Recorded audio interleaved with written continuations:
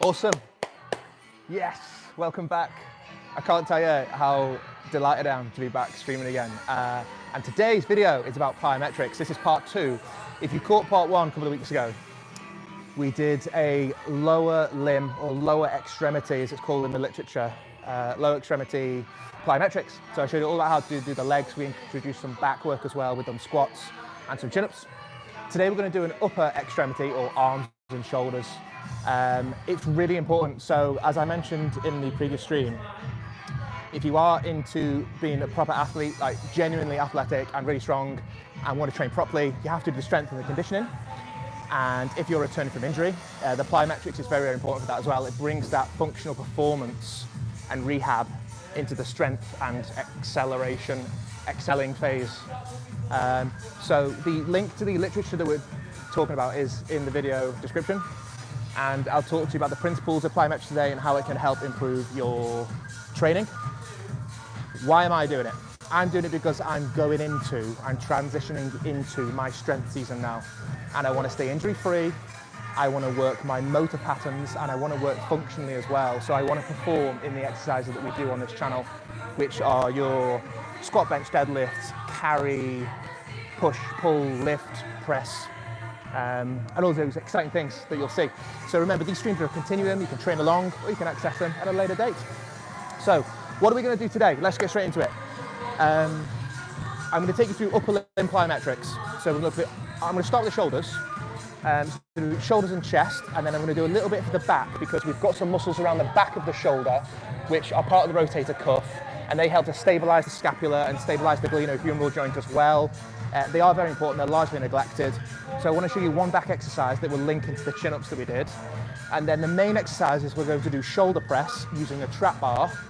And I'll tell you why we're going to use the trap bar in a moment. You probably already know why if you've been following this channel. So trap bar press for the shoulders. We're going to do bench press, and then we're going to do some curl and press as well, just to finish off with. So I'm just going to continue a little bit more warm up, and then I'll talk to you a bit more about plyometrics and what's going to happen. So thanks for joining. Amazing. Welcome back. Welcome back to all those new subscribers. We have gained, oh my God, I've gained like 10. Oh, it's fantastic. I've gained so many more subscribers in the last 2 months or so. So you are obviously getting some benefit from it and finding it beneficial. We do things properly over here. We don't take steroids. I don't take any supplements at all. I've not even taken a cod liver oil anymore or anything. I just eat well, I sleep well, and I used to take like N-acetylcysteine, which is supposed to do something for helping your liver uptake proteins, and it's good for the respiratory system. It's a mucolytic. It clears like secretions in your chest. Mainly we use it for in medicine, but I don't take anything anymore. Like, I just grow. I just train hard and grow naturally. It's great. Anyway, right. What do you want to start with? Oh, we're going to do some abs as well. I forgot to mention. I'm going to show you some plyometrics of the abs as well. I've got that bar out to show you because I didn't do any ab work last time. But you can do plyometrics of the core as well, which is vitally important. So we'll squeeze a bit of that in as well. Right. Let's press on. First of all, incremental. So press ups on the flat. So, normal press-ups, absolutely fine. Start as you would with any exercise, but you're going to go through your usual principles of increasing and modifying its difficulty. I will add on and build on what we spoke about in the previous stream. There's no point in me repeating things, guys, because it's just going to be dry if I do that. So watch part 1 first, and then you'll pick up the basic principles, but I'll touch on some things as well to tie it all together. So plyometrics means, it's like Greek for like lengthening the measurement, which basically means stretching and working in a lengthening your muscle basically. So it was used by a Russian guy called Varshavsky, which is undated. Varshavsky, this Russian guy, was using it with his athletes. And basically, there was another American coach in America in 1975 called Mr. Wilt. And he started applying it more rigorously with his track and field athletes. And just stretching out the abs here to warm up a bit. Now, the main thing to remember is working in a functional pattern, focusing on the stretch. The transition from stretch to contraction has got to be very short, very explosive, very powerful as well, all right? So we're going to start off with some chest work. So we'll do some push-ups to begin with. So I'm going to do flat explosive press-ups, and remember we're working about 80%. So let's go. So I'm getting that stretch in the flat. And remember,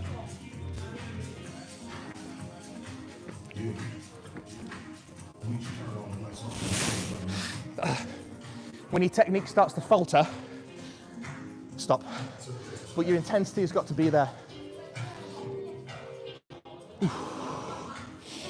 Oh. Oh.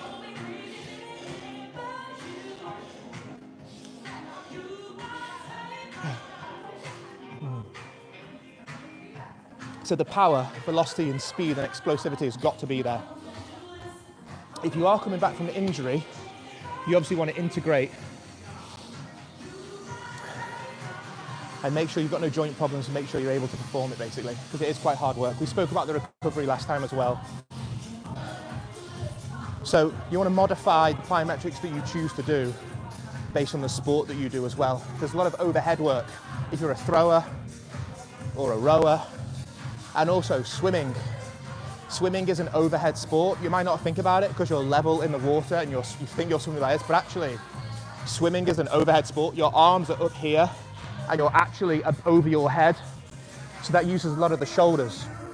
And it's been shown when we've looked at biopsies of the muscle, where they've taken a sample of the tissue and put it under the microscope and analysed the composition, the histology, basically how the tissue, the muscle fibres look. What they noticed in the shoulder was there was a lot of fast twitch fibres in the shoulder. So when we're doing upper body plyometrics, we want to really target those fast twitch fibres, type 2A, type 2B. And to get those working, we want to be working at about 80% of our maximum. If you're between 30 to 50%, you're using your slow twitch. So how do you gauge that? Your slow twitch is going to be active for those guys that are doing things like yoga and Pilates. So that's more sustained contraction, slow, controlled, low intensity, but it's still working you out. But this, we're here looking at more 80% intense explosive power velocity over a period of time, but with motor coordination to get those patterns, you want those motor patterns to reproduce those motor patterns that you're using in your sport as well. So I'm going to progress that now. And remember, you don't have to do every plyometric exercise in the book. I've just chosen a few today to show you. I'm now 4 or 5 weeks into doing it. I've been doing some off camera as well. And I have been doing some heavy sets and heavy loads. And I have noticed that it has improved my performance. I feel very comfortable at this time of year doing very heavy squats and very heavy deadlift, which I haven't done for 5 or 6 months, and I still feel really, really, really, really strong. So what I'm going to do now, you can see me from there, I've checked the distance, but I'm going to progress that flat push-up into a split box push-up now. I'm going to get a bit more stretch on my chest.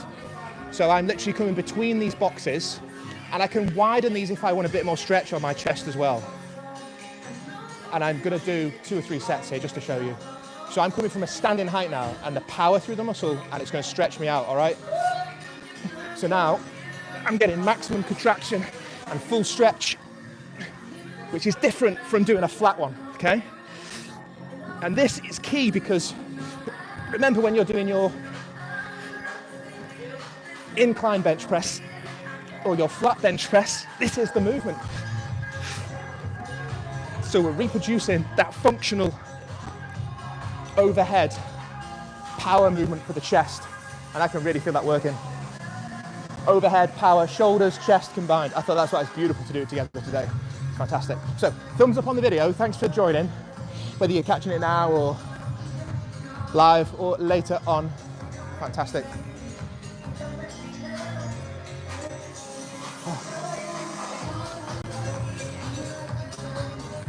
Wow.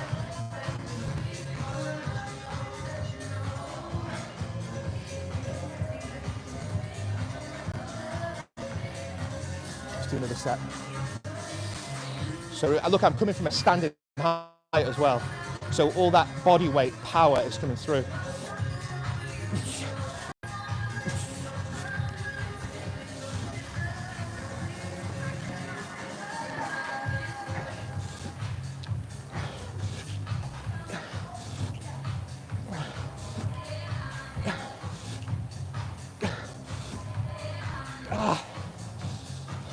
Whew.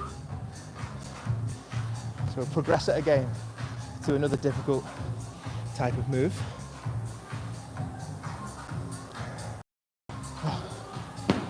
Wow. Wow. So welcome to all those new subscribers. If you're joining, this is the Plyometrics Part 2 stream. If you're new to plyometrics, make sure you have built some foundation of strength and flexibility first. It is not something you can jump straight into. You also can do it in isolation for some muscles. Personally, I haven't done that on this channel. I haven't isolated a muscle and used it under plyometric force.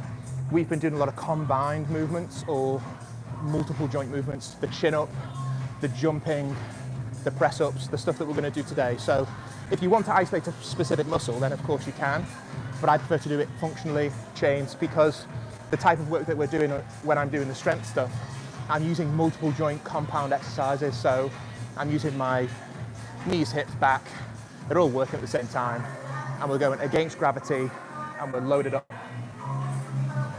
I think we do another set because that feels like the right intensity. So we'll do one more of these and I'll progress it again.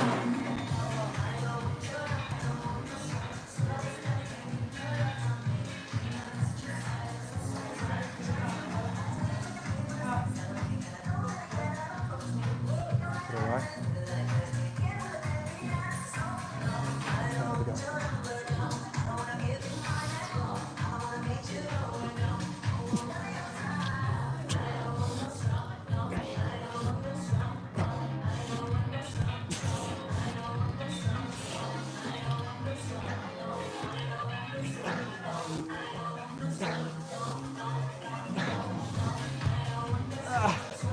I can feel that weight in my shoulders. Oh.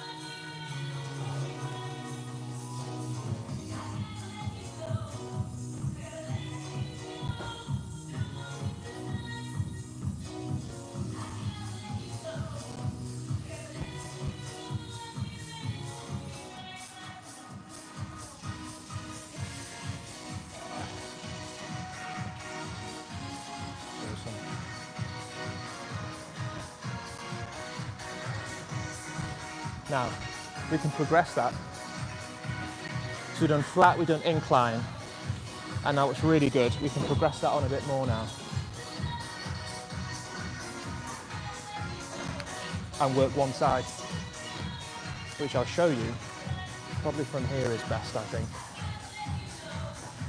So you can see how it goes.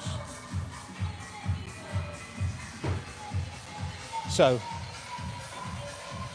we're now going to take one arm, one shoulder, one pec, and get that stretch, get that same movement back.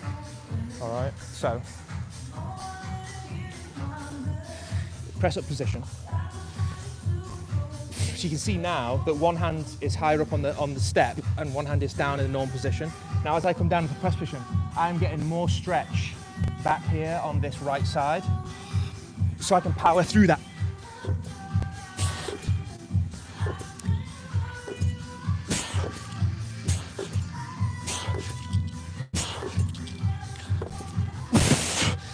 And that'll really help your bench press, because the main thing is about getting that length, getting that full stretch and that full length.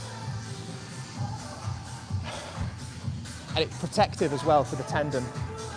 Oh, wow.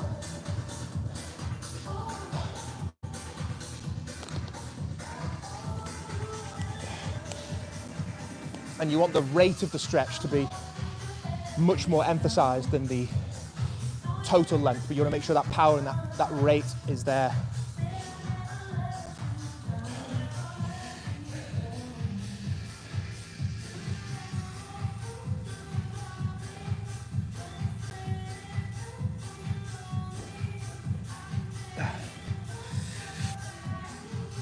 Let's do the other side now. So we do the left side now. So full stretch, so the rate, and I'm getting my rate at this point here, right at the top there, that pec is completely stretched. So we want to stretch and the rate.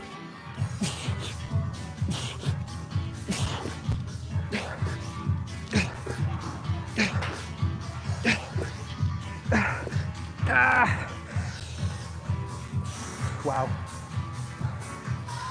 Nice. I really like that one. Because if you have one particular stronger side, if your chest is imbalanced, sometimes you have a slight imbalance in your chest. The left side might be a bit stronger than the right side. You can isolate one pec and really work through that and get that stretch. Get it working through. So. What I want to emphasize, because it's good being quite academic. I love my academics and I love all the literature and the reading and the science. But what you've got to remember is you can play around with this.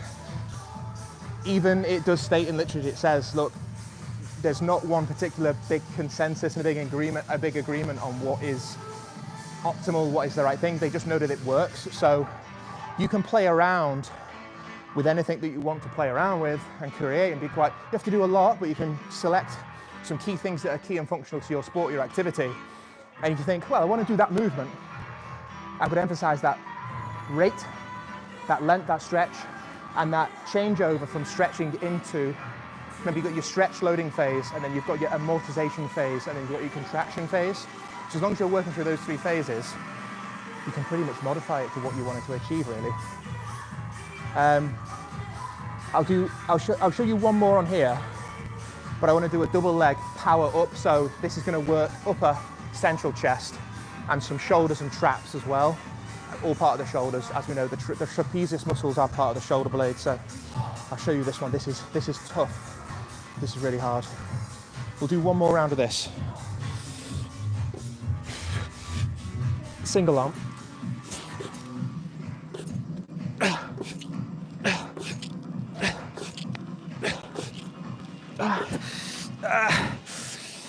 So I'm not going to fail yet, but I'm going to fatigue where I feel my technique is going, because I want to get that optimal work.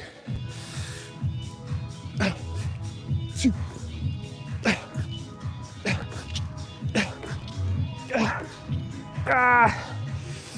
that side's a bit weaker. So I'll show you the two-arm press now. This is beautiful. The first time I did this one, the tops of my shoulders, my traps, were so sore the next day. But this one, it'll get that explosivity and that upper limb, arm, motor coordination for that overhead sport as well. I'll show you now. This is beautiful. And you can change the height as well. So I'll start off on the low one because it is pretty tough. It's pretty tough. This is harder than it looks. So we're here. It's a power push up and it's up, both hands up onto the ledge.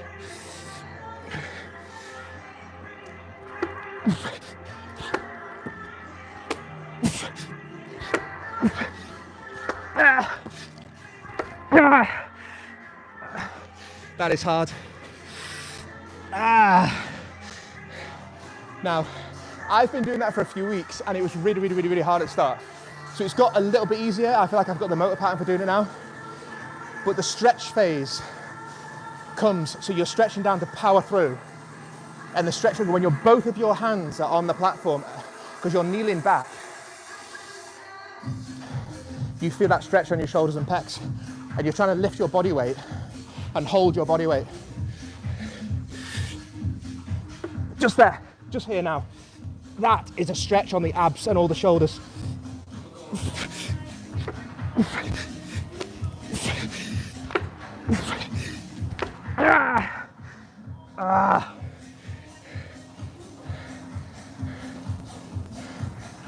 Wow. So now we go a bit higher. We try this one.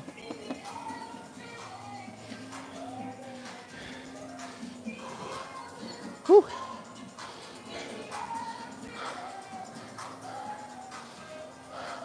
Intensity is the key. Intensity. Treat it like any other exercise as well. Remember, play around with the reps, play around with your recovery, play around with your sets. Make sure that range, and the stronger and healthier and fitter you get, you'll be able to push that stretch into further and further ranges. So, whew, need a quick recovery. And remember your recovery as well.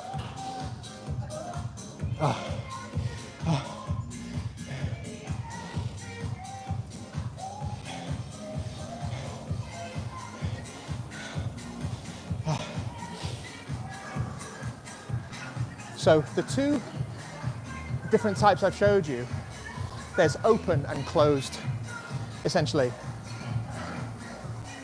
One example of the open exercise, or an open chain it's called, was when I was on the boxes doing the split. That's quite open because my arms are free. This one is closed because my arms are in contact with the floor and I'm pressing up. So you've got to mix it between open and closed chain exercises. So if you're a runner, you remember running is a one-legged sport, so you are on one leg all of the time. So you might want to do some one-legged work, closed, and then you might want to do some open chain, one-legged work. Right, let's try this higher one. This is hard. So if I fall flat on my face, that deserves a thumbs up on the video. Whew. Okay, this is a bit higher. So I've got now I've got to judge the length and power I need to get higher up, you see, from a flat surface. So again, it's feedback for the muscle, feedback for the brain.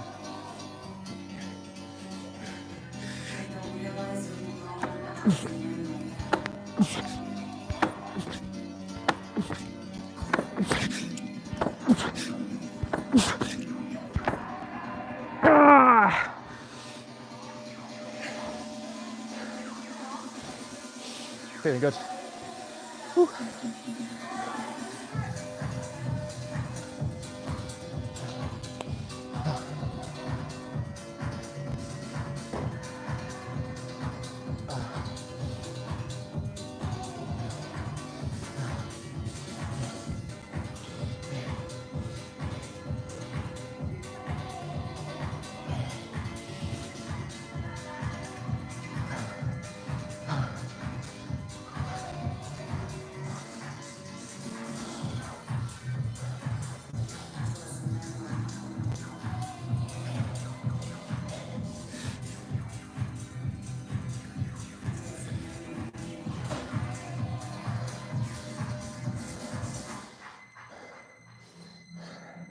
I'll show you one, after this I'll show you one more progression for the chest, and you'll notice so far we have only used part of our body weight, and then we'll use full body weight chest plyometrics, which I'll show you.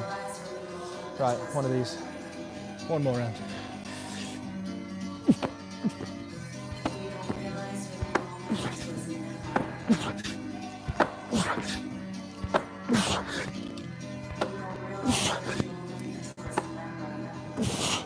Wow, fantastic, oh.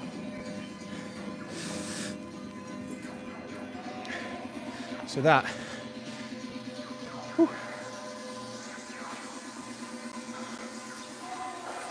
So all those have been partially loaded.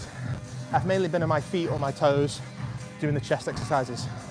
Now we're going to get the dip bar, which is just over here, and we're going to do some dips, but we're going to use dips to get that power stretch explosive.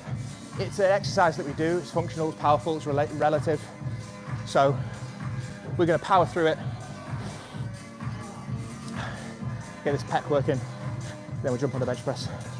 It might be slight, let me spin you around so you can see it. Here we go, bring you over.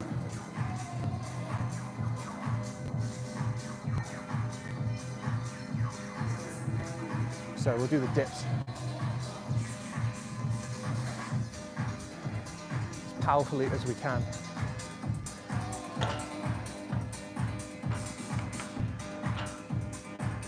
No weight, no chain, just body weight. But now all my body weight is going through my chest and shoulders. If you're not used to doing dips, remember to go light and protect your shoulders and get the correct technique. But now I've warmed up thoroughly and done lots of individual pec work with partial weight bearing, open and closed chain, I can now do a dip with all my body weight, and I'm going to try and power through it. And again, I'm getting that stretch, that rate, that intensity. It's about getting that plyometric work. Stretch.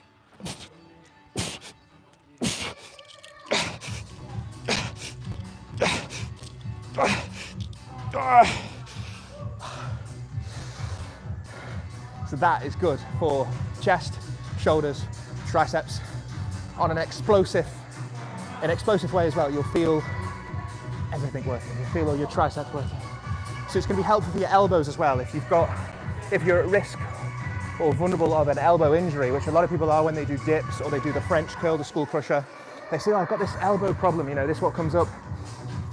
So by doing some of these plyometrics, full stretch, loading up those muscles, doing these dips, you're keeping your motor pattern. Get this switched on.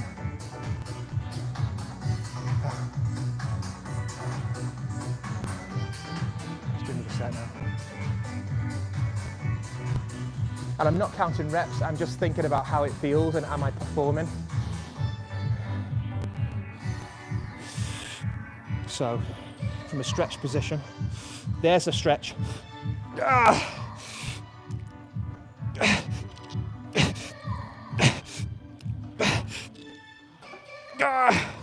That's hard, with full body weight going through. But you can see how I've incrementally built up to that, so now I can do my full body weight. Wow. 2 rounds is good. I can feel that working. Right, onto the back, onto the rear shoulder, onto the back of the shoulder, the back of the deltoid. I'll show you this beautiful exercise. I love this exercise. It's particularly, it's one of my favorites. It's largely neglected, if I'm going to be completely honest with you.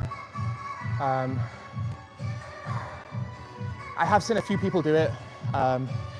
It's quite an old school exercise because a lot of the cable type machines for the back that are in fashion now, everyone's doing all this load of nonsense. They usually don't do the hardcore chin-ups, don't do the deadlifts. But they do the deadlifts, but they don't do the chin-ups and a lot of people don't do deadlifts actually, do they? Only a few. And these people who do the deadlifts, they only do deadlift and nothing else. So people who do deadlift love deadlift. If they don't do deadlift, they probably don't do deadlift at all. And then you do cables, do machines and do all this stuff. And that's good for the aesthetics and the bodybuilding, but the strength and the power and the injury prevention is going to come from doing things like this. So this will balance your shoulder blades out a bit more as well. If you are suffering from bad posture, or you're at risk of a shoulder injury, or you want to do it because you love plyometrics now because you've watched this video, of course. I love this exercise. So we're going to do it in a plyometric fashion. You can do it in a normal way as well to warm up with, or to use it as an agonist, antagonist movement when you're going to do your chest. I'm just going to put a bit of chalk on the bar so it's not slippy. So there is front or anterior, lateral part of the shoulder or on the outside, and then you've got posterior or back of the shoulder. This is going to work the posterior back part, but I want that stretch. So feet are on the bench. I am fully stretched out there now. Let my shoulder blades really come round, and I'm going to pull up.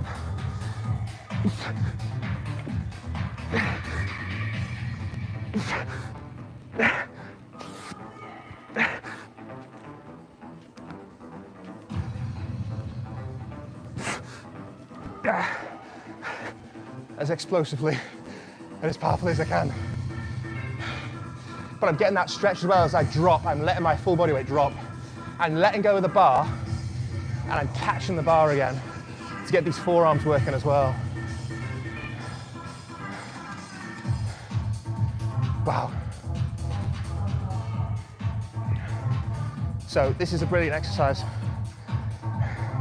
And of course, very good for plyometrics. So there's usually 3 phases that they use, kind of, you're in like your preparation, pre-season or like building up phase. And then you're in your mid-season, functional, relevant to what you're performing and support. And then you've got the maintenance phase of your season. So you can have plyometrics dipped in throughout your season, or you might want to do it all at the beginning like I do. And if you need to step away from what you're doing to improve, there's no harm in doing that in the middle of your season. Let's get this stretch. I guess you could do this with one arm as well. If you're in a one-armed overhead sport. See, you can always modify and do that, you see. And this works the biceps as well beautifully. You get a really nice stretch on the bicep. Why? Because your palm is facing down, so that puts the bicep on a stretch. Because the bicep works over 2 joints, the shoulder and the elbow, long and short head. But I'm getting a nice stretch there as well.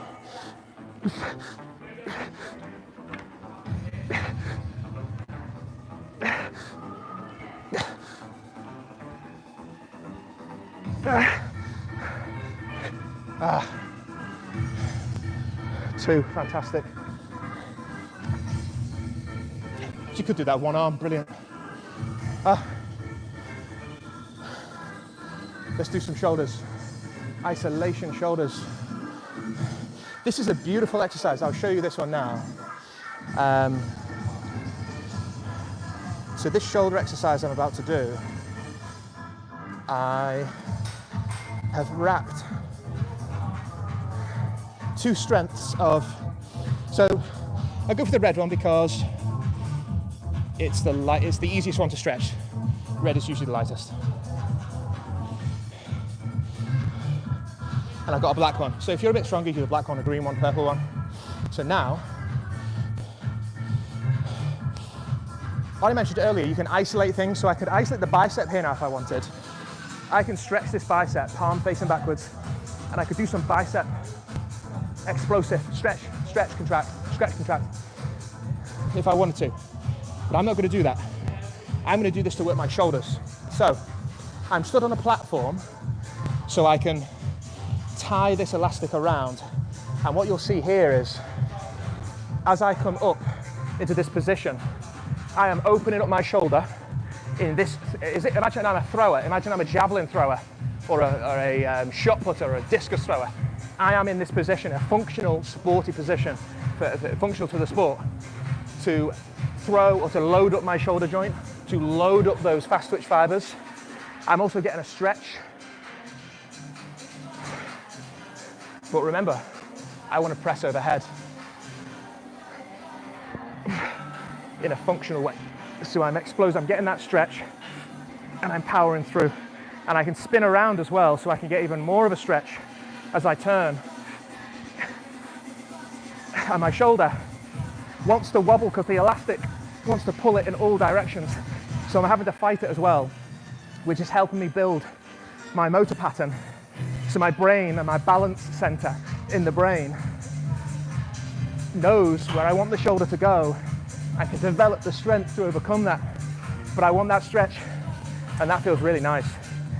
And if you do have a shoulder problem, of course, be careful, make sure you're fully rehabilitated, but you might want to incorporate this into your rehabilitation when the time is right, and it's largely neglected.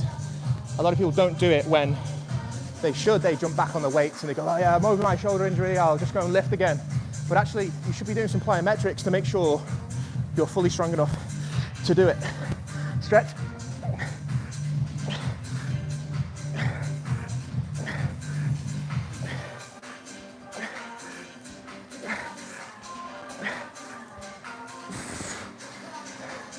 Wow. So I go a bit stronger now, so I can use the black one next. Whew. That's really good. It just gets your shoulder in a position that you really want to be safe but powerful.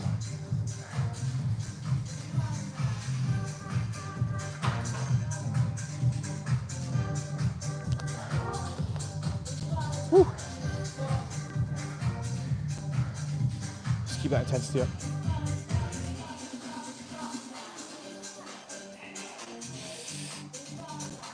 Right, this is a lot more tougher. Stretch.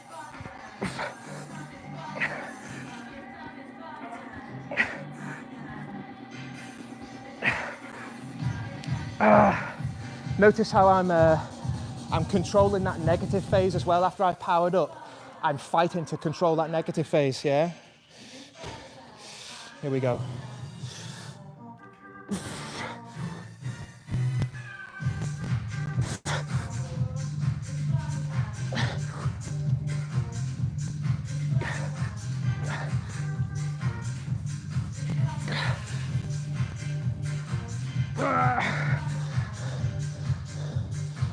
Awesome. Whew.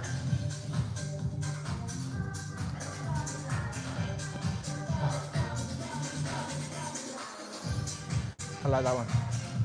That's good. Because that is the position of the shoulder where people get the most problems. Oh, it feels impinged, something feels tight. Or they're coming up this way on the outside and oh, something going across here in that subacromial space. So if you are going to do lateral raising, remember now, your stretch position is going to be behind your back, coming right through. But here I'm bringing into this open pack, this kind of open pack position, because I want to stretch, I want to press overhead, because that's what we're going to do next. We're going to do some trap bar shoulder press, which is my favorite shoulder press variation. So it's very complementary, because we're in this position where we're getting that stretch. Whew. Let's do another one. We do one light, one heavy.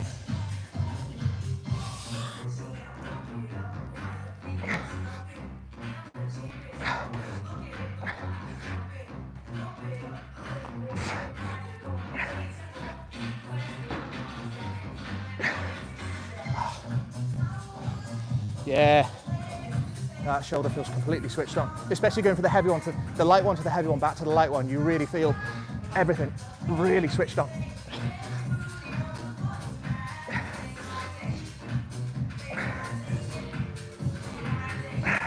And you don't need to go too heavy, guys. You're not trying to, you know,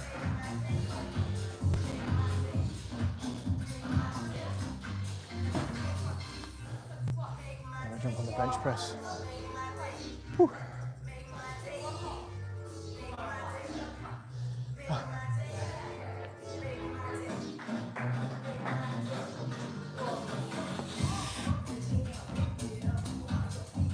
Okie doke.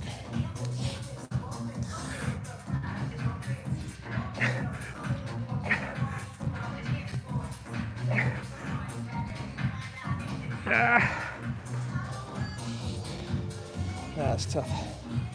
Ooh.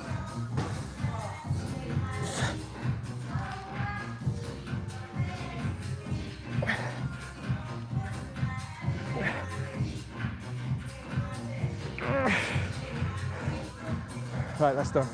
Wow.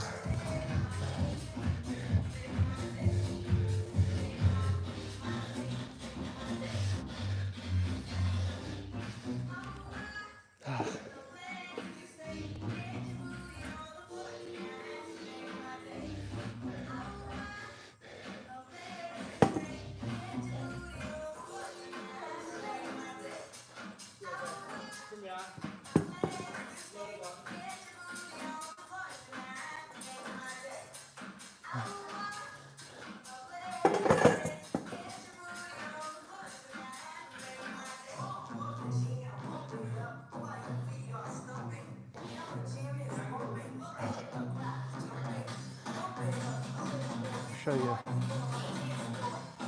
We'll get the trap bar now as well.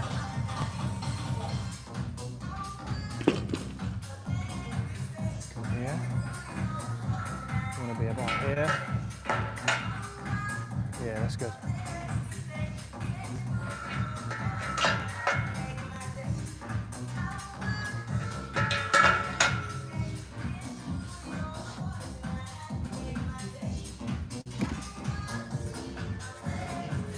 And we'll show you these abs. So, same principle.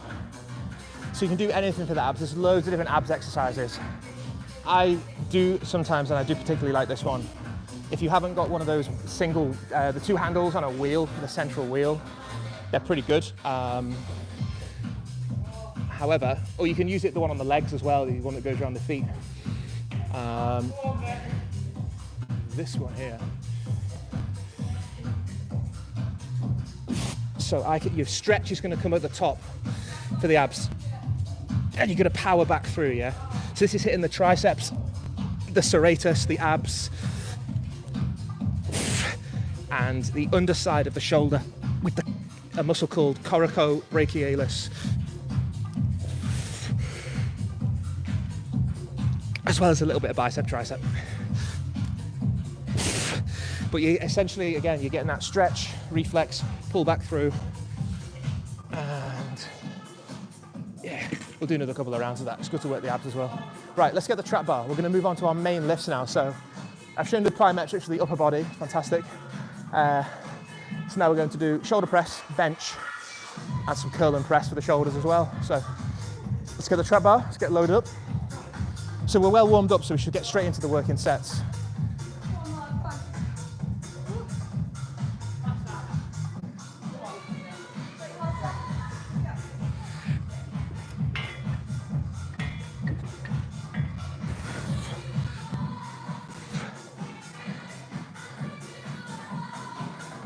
This is a bit bigger and a bit heavier than the trap bars in all the other gyms I've been to, which is good.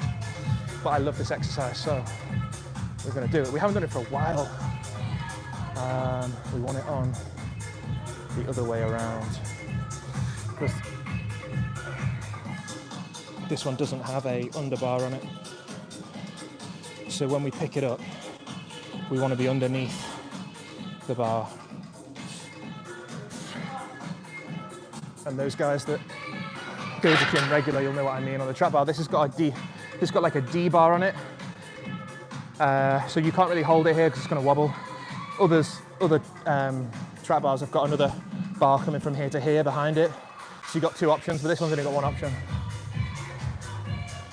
So just be careful of your wrists if you don't have the flat bar behind, because the bar will tilt. And let me bring you in a bit closer so you can see what's going on.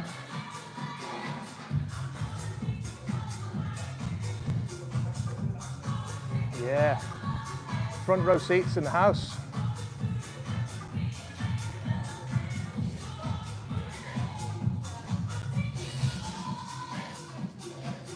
In the house of strength. Right, we need to grab Leighton because he's going to do the spot. And this is a really wide bar, wow. So,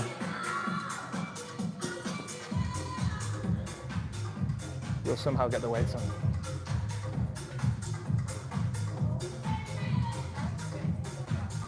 I think 15's a fair shout. To start with, remember the shoulders are well warmed up, so those plyometrics are hard work, so you will be a bit fatigued. So just watch your volume and your workload. Leighton, could you stick this on this end for us? Could you stick this on this end for us? Because it's gonna, if I put one end on, it's gonna wobble. Can you manage? It's a bit tight because it's so wide, but it will go on. It's tight, but it's wide. Doesn't make sense, does it? Nice one.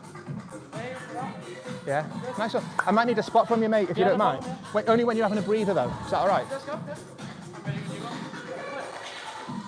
So clip on,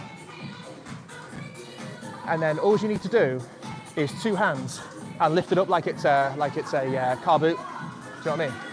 And I'm going to step inside, yeah. Right, okay. I'm going to step inside it. Up now? Yeah, all the way up. Perfect. Right, here we go. Awesome, thanks, mate. Good.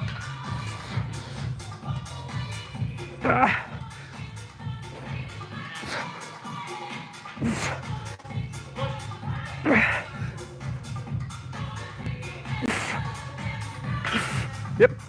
Yep. Yep. I'll get chopped in half. Nice one, mate. Sound.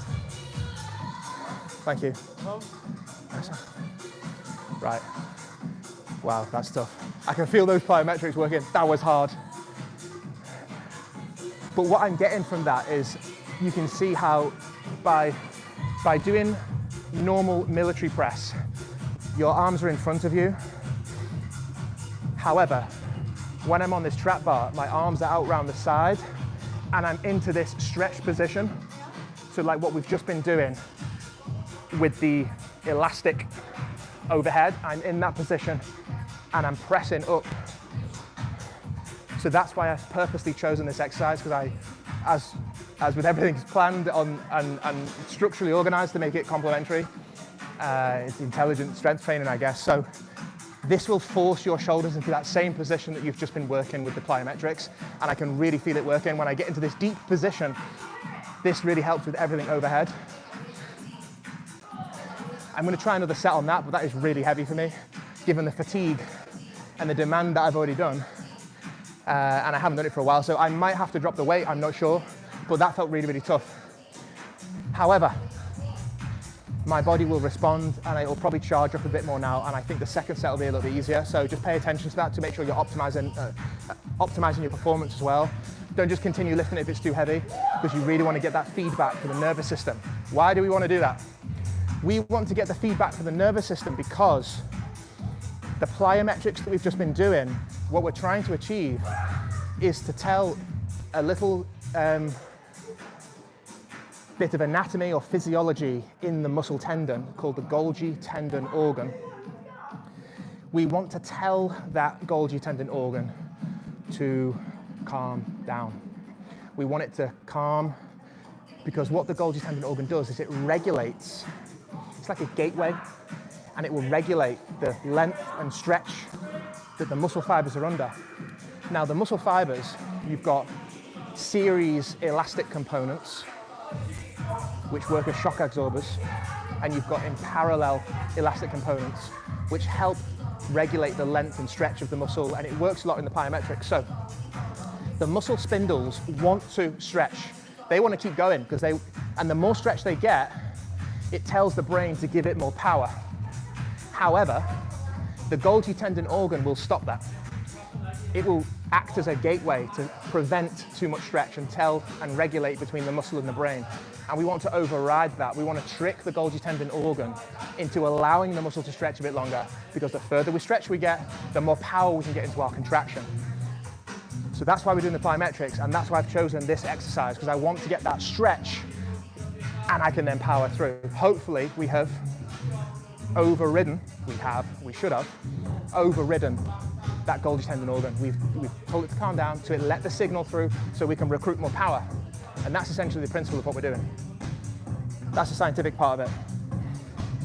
It's all about rate of change, length, muscle length, fiber length, feedback. I think it's time for another set. I think it's a lot of talking. There's a lot of teaching. Let's see what Leighton's doing, see if he's free. Can I pinch you again, please? Thank you, mate. Thank you, mate. Same again. It's feeling a bit heavy because I did all that plyometrics, but I should be okay. But I'm going to go for 5 or 6 reps. If I do get in trouble, I'm going to step in, and then you grab the back of it, and then I'll just dip out. Awesome. Let me know when you're ready. I'm ready, mate. Come on. Come on. Good. 3, 2, 1, yep.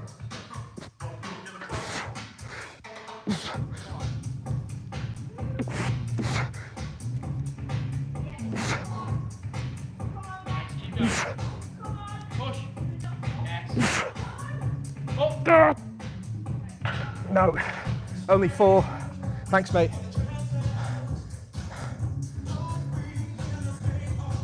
I'm going to take my shoes off. Heavy, that. It's getting there, yeah. The bar is so heavy. The bar is really heavy. The bar's hard to move on its own, never mind. Yeah, I don't know how much. It's bigger than the other trap bars that I'm used to using, actually. What's it weigh? 35? Standard's usually 20. I think that's a 30. I think that's 25, 30. Yeah. So it's not bad considering we're just on the plyometrics as well. It's like That's heavy. That's strict press stuff. as well. That's good going. But it's bringing your shoulder. So do you know your military press is here in front? Yeah. It's bringing it around here. Yeah. So this isn't working. Yeah. It's all And shoulder. you're all shoulder. You're getting shoulder, and also because you're stood in the middle of it. Yeah. it wants to go down here. All right, yeah. So you're getting that stretch Yeah.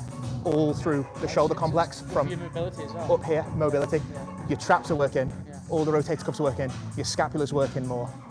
Whereas when you're here doing the military press in front, all this is switched off Yeah. because it's here, here, and here. So it gets that little bit more. Yeah, it's beautiful. Have you got another set? I've got one more set, yeah. I'll wait round for you to do that next set. I'm going to do it in, I've taken my shoes off, so I'm going to do it in flats Yeah. because Do you I want can to get spot behind it. Yeah, please, mate. Yeah, I'll wait Yeah, for you. yeah. Lovely. I just probably need about another, like, A couple of minutes there. yeah, minute and a half, 90 seconds. Give me a shout. Thank you. Right, water break.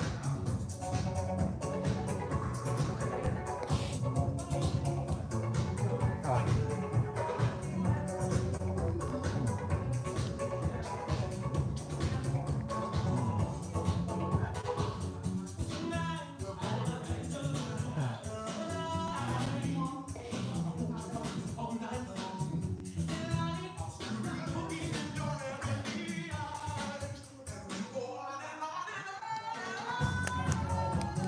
Wow.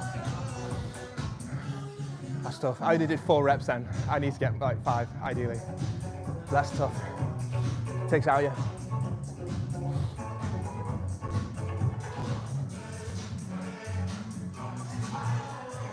Right, thanks for joining, guys. If you haven't seen, this is the world's greatest shoulder exercise, but no, the world's greatest shoulder exercise that nobody does. So this is fantastic for shoulder health. I have spoken about it in one of my other streams when I very first started the channel. It was like one of the 4th or 5th streams that we did. It was called This Will Help Your Shoulder Press. And it's particularly good if you do have a shoulder impingement as well and you're struggling with shoulder pain. Once you've rehabilitated that, you can bring your shoulder out into this more open, natural position and allow the joint to open up and press overhead. So if you are in an overhead sport like throwing, javelin, shot put, swimming, fantastic. I think we grab Leighton and do another one. What do you reckon? You ready? Sound. Right, here we go. Right, I'll try to get all my reps out now. Yeah. Yeah, I'll go for 5. Big pull.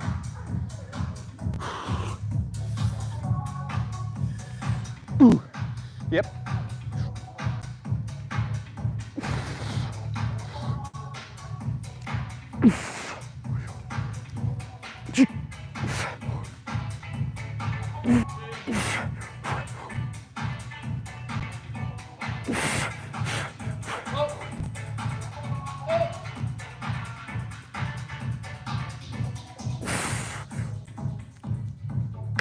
Yes! Woo! Yeah, man.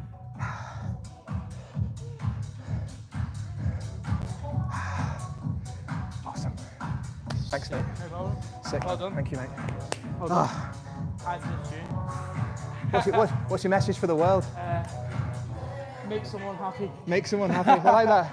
We like that, Leighton. Nice to see you again. See you soon, mate. I've got to go. I feel sick. Whatever that is. Whatever that I'll is. see you soon. I'll see you soon. See you soon. Yeah, we'll have a chat about the thing. Yeah. Success. Make someone happy. I've got somebody in mind.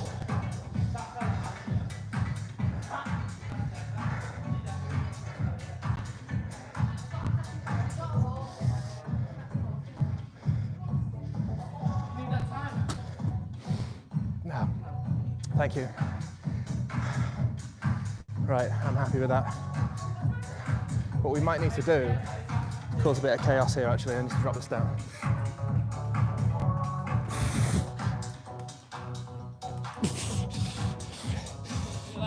See you later, Leighton. Good night.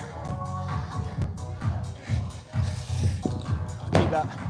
Right, bench press. Let's do some bench press. So I've done 3 sets of that on the same weight, that's fine. We've done a lot of plyometrics there for the shoulders. The shoulder muscles are very small. Can do more, but we've got bench press coming up as well, so adequate. Given the fact that the 5 reps that we just did, it was right on the edge. I mean, that 5th rep was really tough. So we knew that it was the appropriate weight to lift as well, remember? We weren't failing all our sets, it's failing all our reps.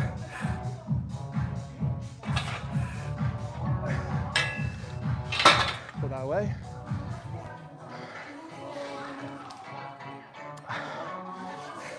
I think what helped as well was the footwear, taking the shoes off, because these are running trainers. But I normally wear like Converse flats or barefoot, because you can see that when you're trying to lift overhead, or doing anything like that, lifting overhead or doing like a heavy squat, if you're doing it in running trainers, I always advise the guys to wear flats. Because the biomechanics, it will push you back. And you don't want to hurt yourself, do you? Right, it's going to be a slightly, where are we? One more down.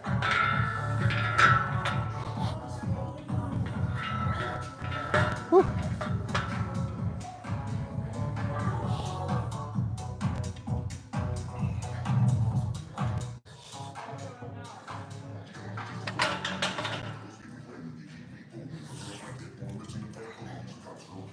Now, again, chest is really warm, so we're getting straight into it. Let's get the 20s on.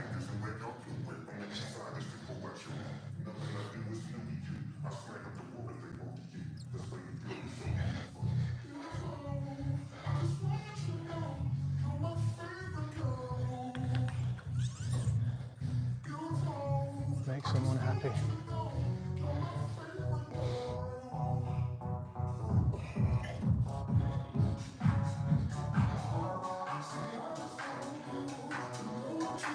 So I was quite happy really with the numbers. I never really like to focus on numbers. I focus on the technique and performance. But of course, after like 5 or 6 months, I'm still coming back and I'm squatting like 140 for reps with multiple sets, and then like deadlift the same, trap bar deadlift the same. I'm benching like 110 for reps and sets. So I'm really happy with the preparation. Oh, so that feels beautiful because my shoulders are so warmed up that I can get that stretch feels, and my chest is warmed up.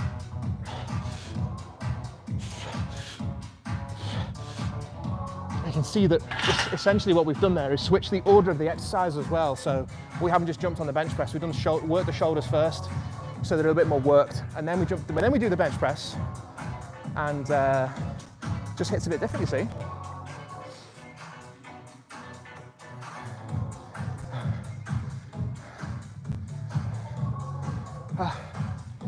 Right, let's get some 10s.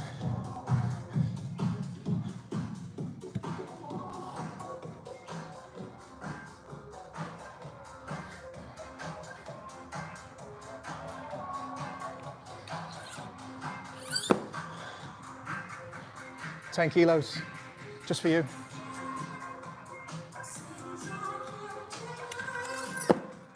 It's my gift, bequeathed upon thee. And I've got no clips. Safety clips.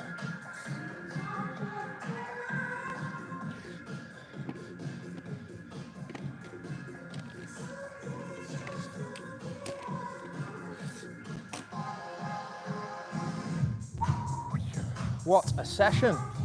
Oh, it's good to be back. So we did 110 last time. So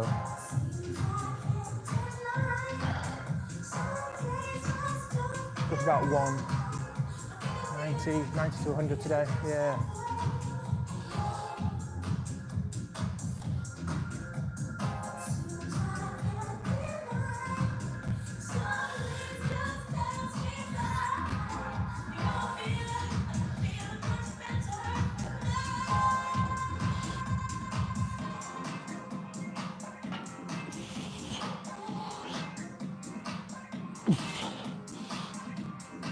Two,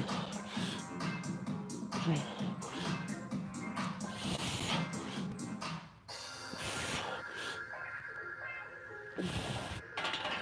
Yeah, nice.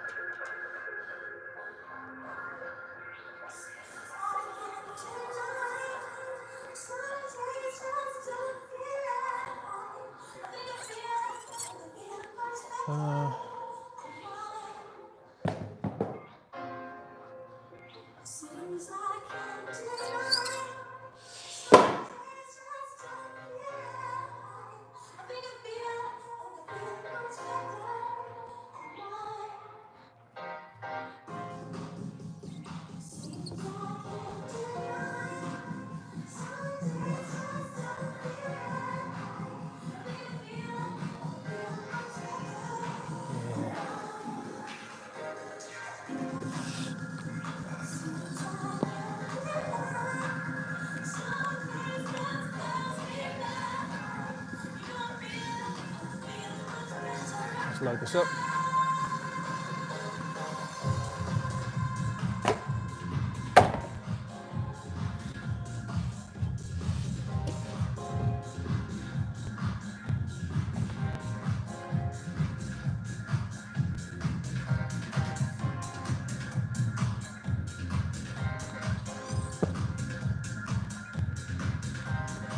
So let me know in the comments what you would use plyometrics for. How's your training going? How's your preparation phase going? And not a lot of people do it. They go straight in for the classes and all the strength and all the big weights. But the preparation and the structure of your, and periodizing actual program, and periodization is a fancy name for blocks, working in blocks of organized training throughout your season. You might have the first 8 to 10 weeks, next 8 to 10 weeks, final 8 to 10 weeks, whatever it might be, however long. If you divide up your year, if you think about when you're targeting your performance state and the skills that you need to build, motor patterns that you need to build within that time, in order to stay injury-free and progress and perform throughout your season as well. And one interesting thing I've noticed as well, guys, is like on this channel I spoke about for a long time is sub-max training. And I just remember that from when I was doing my sports and exercise science, my physio, and obviously now as a doctor and looking at how the body works and how it responds to stimulus.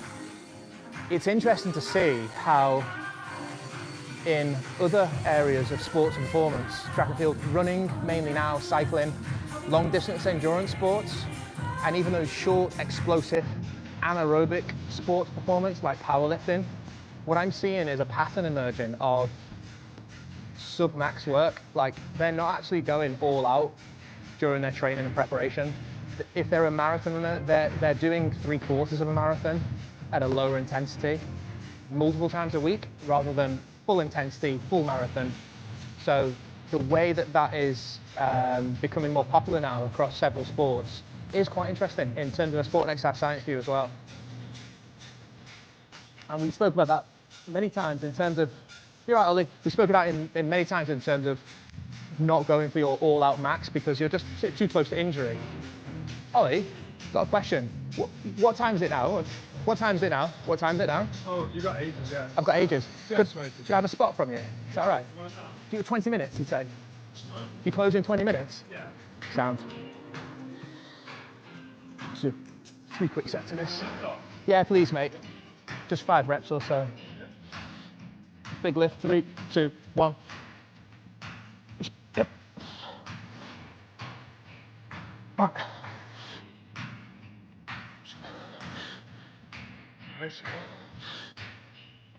Easy. Yep. Perfect. So, nice one, mate.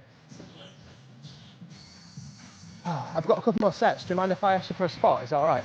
Yeah, when's the next one in a couple of minutes? 2 or 3 minutes. Yeah, Thanks, mate. Be around. Okay, mate, thanks.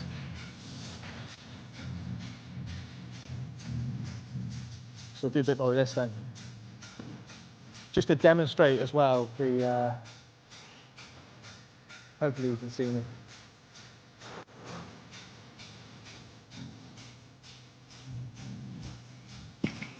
I just stretch these abs out.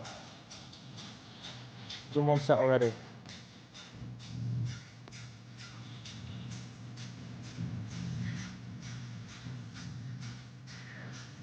I think you'll be able to see. Quick stretch.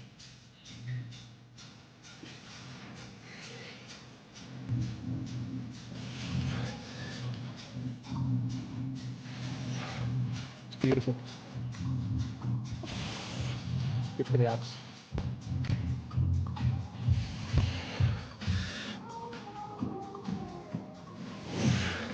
So I really like this one with the bar and also with the cable machine. And you face away from the cable machine and you crunch down. You face away or you face towards it, whatever you do. And you crunch down.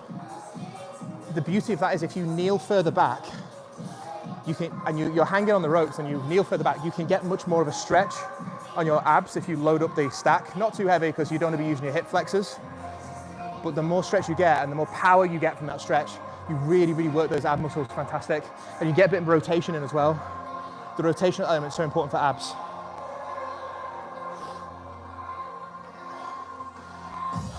Right, I've got a feeling, all right, this is going to be such a fantastic strength season this year, honestly. Every single season, every single year, you find yourself getting stronger and stronger and better, more and more conditioned.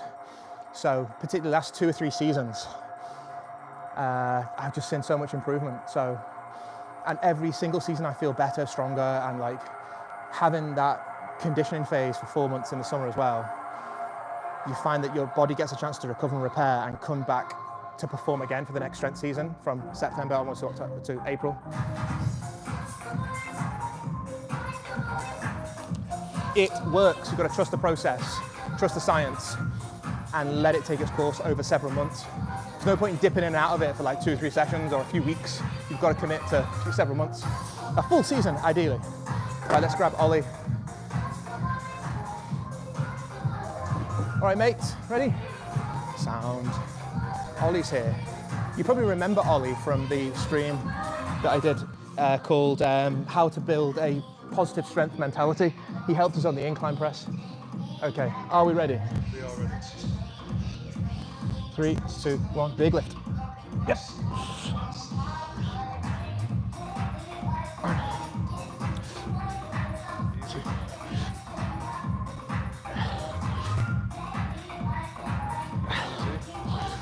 Come on now. Come on. Wow, that was tough. Thanks, mate. That last one was tough. I don't know where my energy went. Thank you. I don't know why. That last one was hard. I don't know why. It's just, I don't know. Just gets like that. How's your training going? How's your training going? Oh, it's not going. Not going? No, I get Why? strong and then I give up. You do this, don't you? You go massive strong and then you kind of go, oh. Yeah. Why? You were doing great. Yeah. Yeah, it's doing okay. How's the Huh? quad? The quad, better.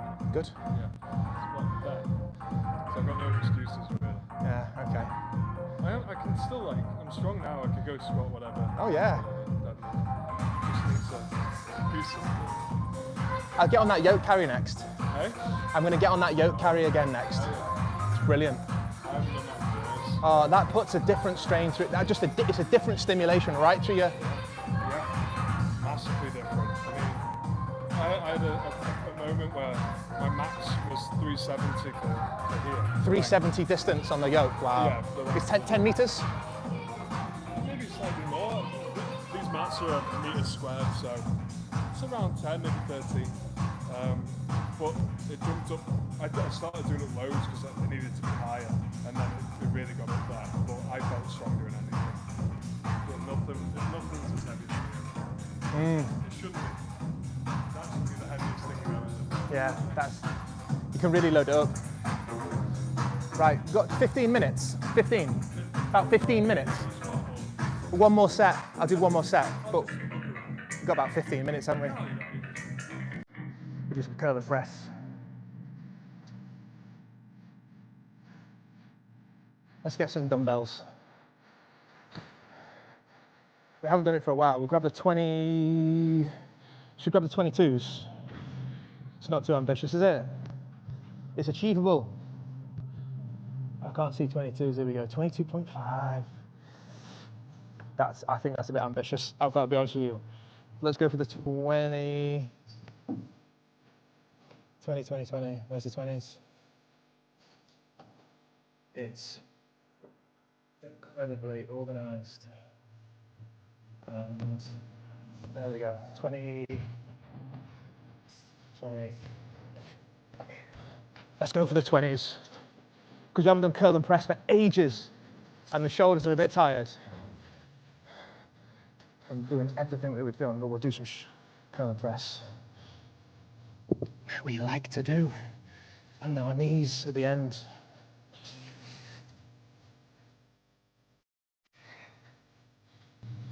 Right, last set of the bench coming up.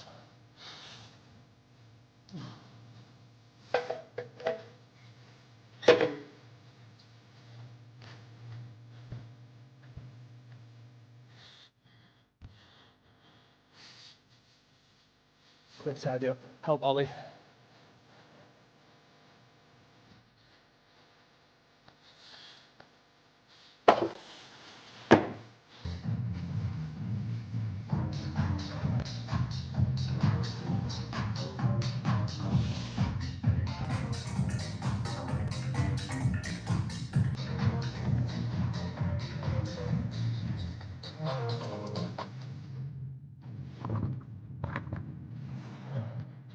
Right, let's do another set.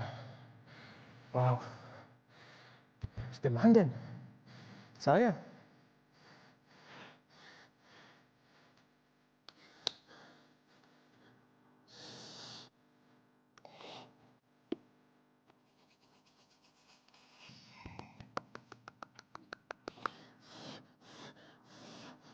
Right, let's do it.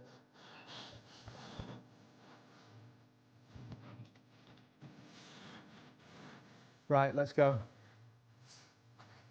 Grab our Ollie. Last set. 5. We'll go for 5.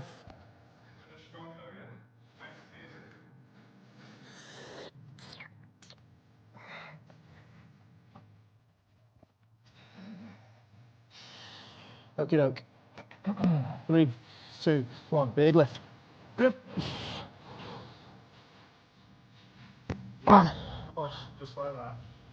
2. 3. Whoop. Ah, come on. Here we go. Come on. Come on, you're going to work for it. Ah. Woo. Cheers, mate. Got it. Nice one, mate. Yeah, good. Oh. That's good. 3 sets, it sounds. Sorry, mate. Yeah. Oh, no, not mine. No, no, they're the gym's. They're not my own, yeah. I don't know where they've come from. Yeah, yours are all black ones, are they?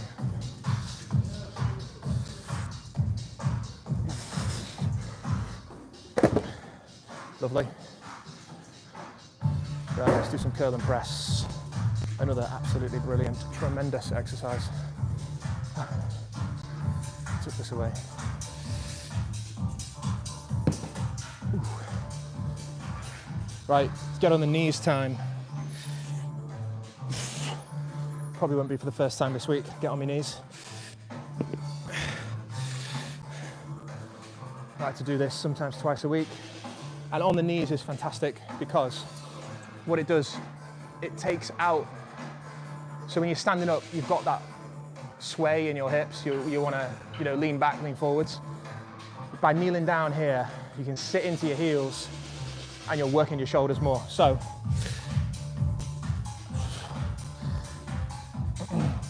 curl and press. Again, working that movement that we've been doing, hitting the biceps.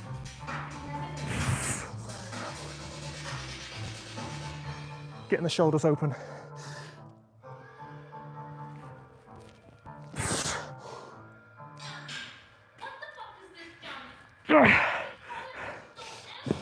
That's hard when you've not done it for a while.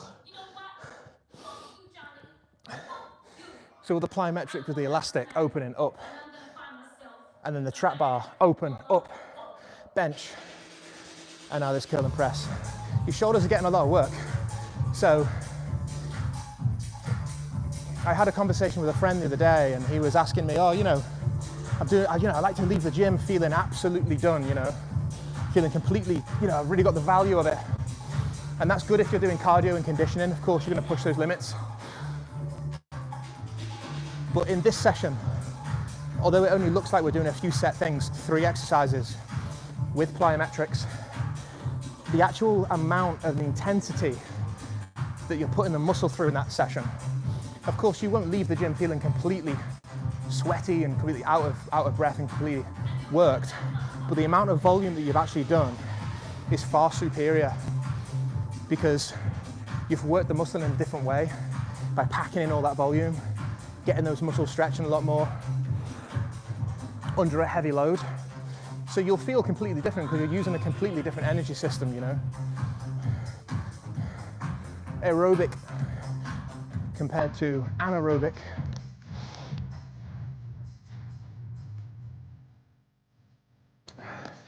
So a good gauge of that is to remember that after a strength session, you should leave the gym feeling like you could do it again. Of course you couldn't because you're tired, but you should still feel quite energized. And you will grow. Of course, when I'm doing the conditioning, as I mentioned in the conditioning streams that you've seen, I was doing the high rocks classes, which is similar to CrossFit, and the cardio and the aerobics and stuff on the machines.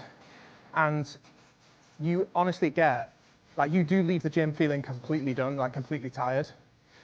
And that's okay, because you want to. Well, let's do another set. And then we are ready done.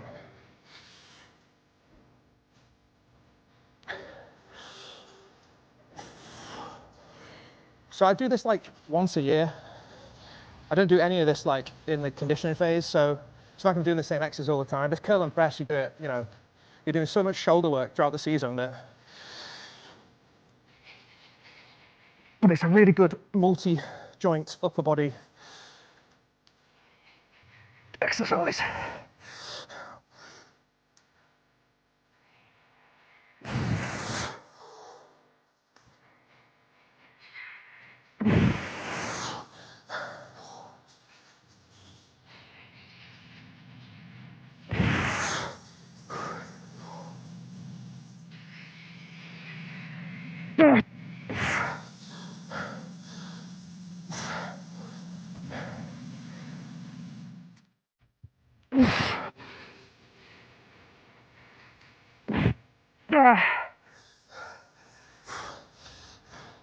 Wow, 6.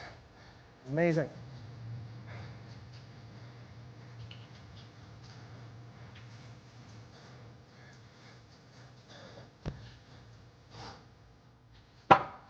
Wow.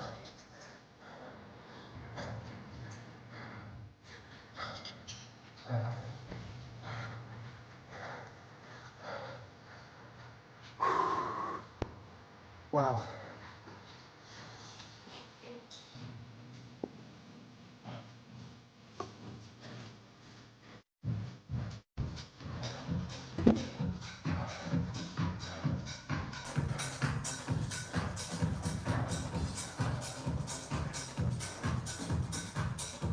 Wow.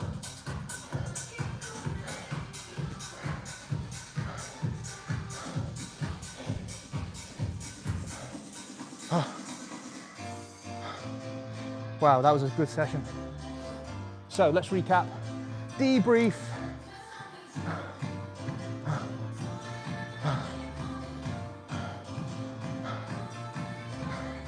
What a brilliant session. So, if you're just joining, what are we up to?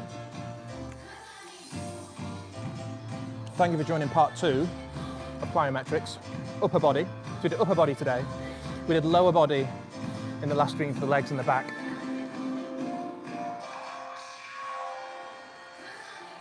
We did mainly chest and shoulders today, including the rear deltoids. And in the last 2 live streams that are connected, all of the live streams are connected. It's one continuum.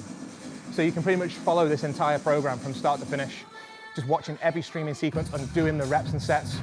Follow every live stream and you will get results. You will get stronger, you'll get bigger, you'll stay injury free.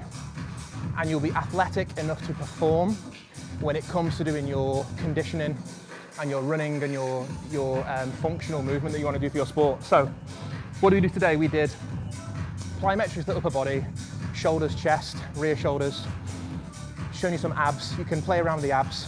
As long as you're getting that stretch, we spoke about the principles of, as long as you're getting the stretch, but the explosiveness as well in the transition from stretch to contraction. The principles of plyometrics and how to incorporate it into your program and use it as rehabilitation to improve your performance as well. We then moved on to trap bar shoulder press, which is one of our favorites on this channel. It's really good and really healthy for the shoulders to open that shoulder joint up.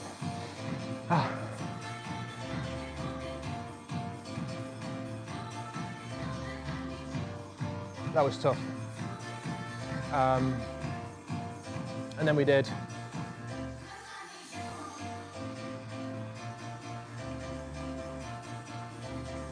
bench press. So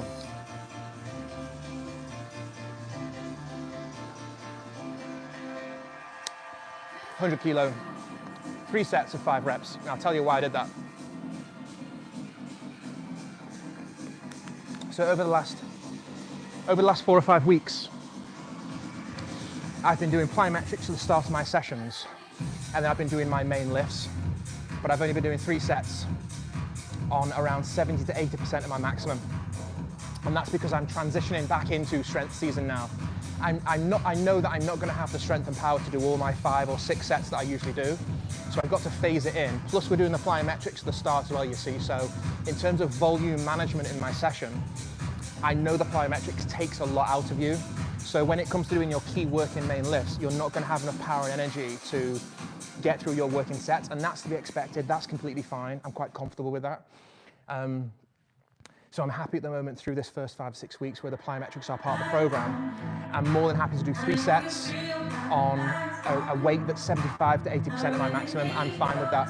So knock a couple of sets off, and what I'll do over the next few weeks is I will add on set 4 and 5, and then I'll be fully into strength season where I'm doing all my reps, all my sets for 5 or 6 sets, whatever it might be. So I'm more than happy to build up.